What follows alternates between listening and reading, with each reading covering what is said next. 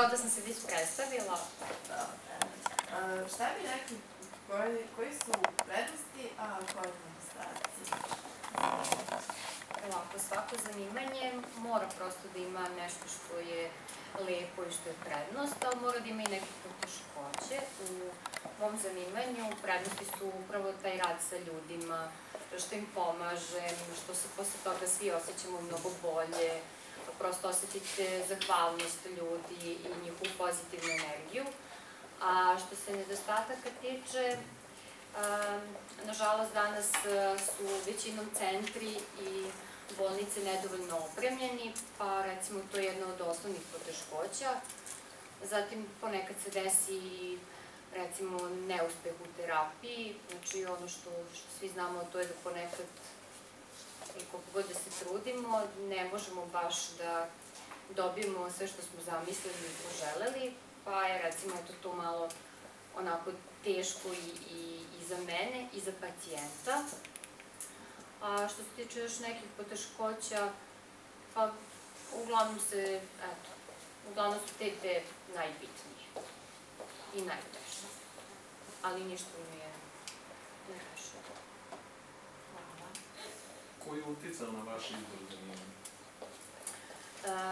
Pa, uticali su ljudi iz moje okoline, naravno da sam se posavetovala i sa roditeljima i sa nastavnicima, sa vršnjacima, ali najviše konkretno fizioterapeut koga sam poznavala, koji je bio porodični prijatelj i uvek mi je bilo zanimljivo da saslušam neke njegove doživljaje i sam taj način kako pomaže ljudima i kako posle oni se ophode prema njemu. Da vas pitam, ne volite stalno nešto novo da učite u svom poslu, da se usavršavate?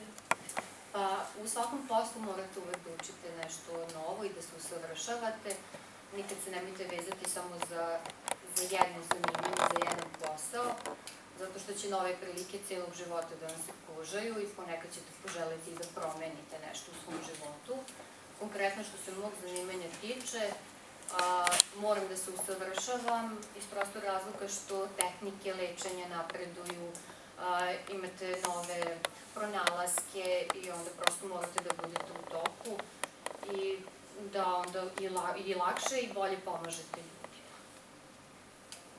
Evo ja bih izvan svega ovog, da li imate dovoljno vremena za život mimo rada toga i da li vam je zarada vaša dovoljna da preživite?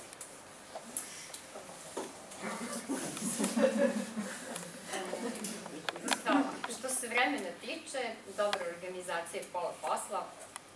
Kao što ste čuli, radim u 2 smene, tako da što se vremena tiče, tu dobro stojim. A što se zarade tiče, u ovakvoj situaciji kakva jeste, moja zarada je prosečna, tako da baš ne bih mogla da se žalim, a da li bi moglo bolje da bude, pa mogu, koji u svakom zanimanju.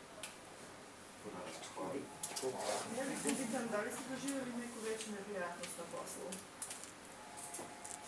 Veću neprijatnost? Pa možda je neprijatnost kada recimo trebate pacijentu da saopštite možda lošu vest, da recimo terapija neće baš imati ishod kako ste zamišljali, pa onda prosto ta njegova prva reakcija koja je apsolutno razumljiva, tako, svima nam je teško kada čujemo neku lošu vest. To su neke od, baš neprijatnosti koje sam doživjela, ali naravno iz svake te situacije čovjek nauči kako s tim da se izbori. Iako je svaki slučaj za sebe.